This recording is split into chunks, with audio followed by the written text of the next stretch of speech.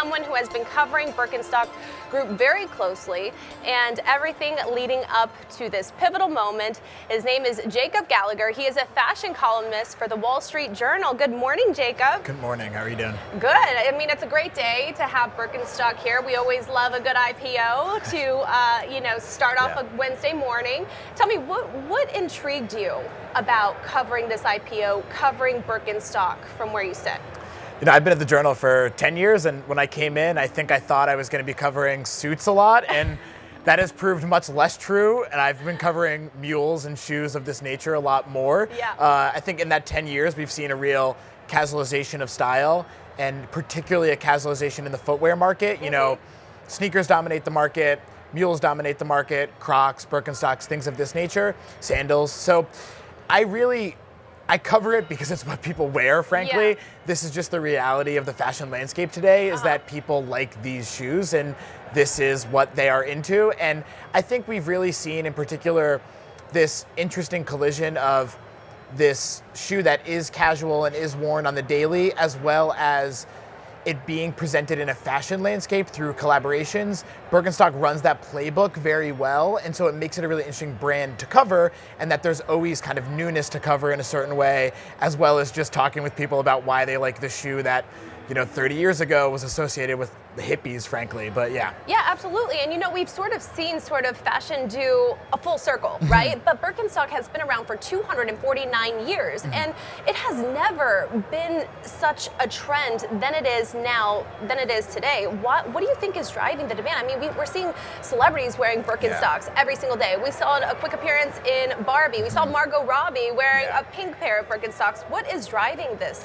In the short term, everyone will point you toward the pandemic and the fact that during the pandemic, no one wanted to lace up their shoes. No one wanted to put even a sneaker on. And I spoke with a lot of people this week in particular that were kind of saying, I was at home, I saw some people wearing them online, I saw them appearing on my Instagram, and I thought, maybe I'll give them a chance. And then they became smitten with them. They fell in love with them. They started wearing them out the house. They started styling them. And I think that celebrities are people too. And I think that was true for them as well, where they liked the fact that it was this kind of shuffle about shoe that had a little bit, it wasn't like you were wearing a sack of potatoes. It still had some style quotient to it. Yeah. So it kind of satisfies both that comfort quotient and that cool factor as it has gone along. I think that we would have gotten there eventually, but I definitely think the pandemic accelerated that. And you can just see in the numbers of, BIRKENSTOCK's growth, and then even the growth of of BIRKENSTOCK on platforms like StockX, which is a resale marketplace. You can really see that has not dissipated since the pandemic, the interest in the brand. Do you think it's also because it's backed by LVMH and the fact that it has done collaborations with Dior, Manolo Blahnik, huge designers? Yeah. In my job, I speak to a lot of what I call average consumers, which is probably rude to them, but they are the kind of normal shopper out there. And a lot of them, I spoke with a lot of them this week, and they were saying it's organic and it has happened organically, and I'm into it because, my friend's sister wore it or what have you. And I think that is true, but I also do think that El Caterin has very savvily positioned this brand, or helped position this brand as something that is cool by aligning it with these, through these collaborations, which began before the acquisition, but have really only accelerated since 2021 when it was acquired.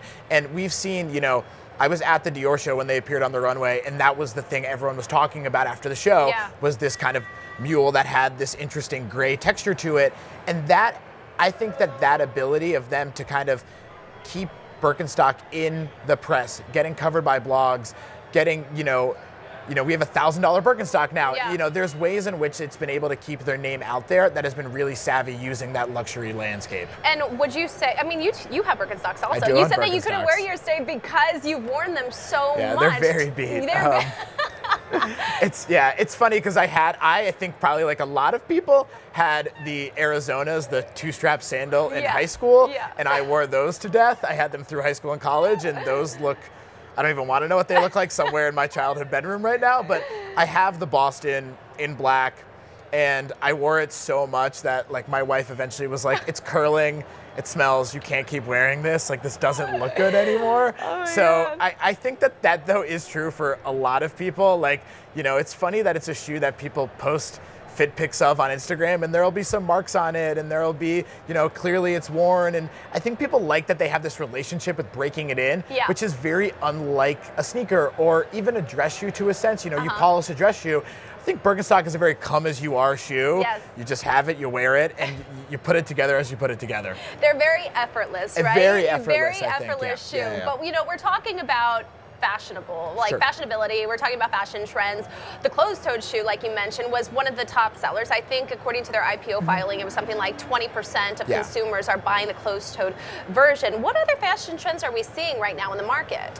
I think that it's funny because that shoe is kind of it's the epitomization of this trend we're seeing where frumpiness or ugliness is cool. It's been that way for a few years within high fashion, but we're really back in that zone where distressed jeans are popular. Levi's is pumping out these wider leg jeans all the time, and that's really hitting the market in a big way.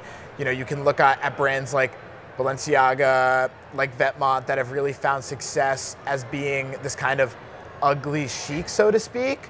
And I think that obviously that is a hard trend to buy into if you're the average consumer, financially and also just in the extreme nature of the look. But definitely within footwear, I mean, Birkenstock probably doesn't like when you mention Crocs in the same sentence, but Crocs has definitely capitalized on that quite well, and they've, that's a company we've seen have a lot of success through these increasingly outlandish collaborations, and I think particularly in footwear, people treat that as a space of novelty, and they really do, buy into something that people are going to go, oh, what is that? We had the Mischief Big Red Boot last year that everyone was obsessed with, this honking thing out of a cartoon, and that I think is really where the market's going to stay at. You even see it with Nike doing certain dunk collaborations or certain releases that are, they've got 8 colors on them and the swoosh is melting and there's all these things going on that make them just more interesting.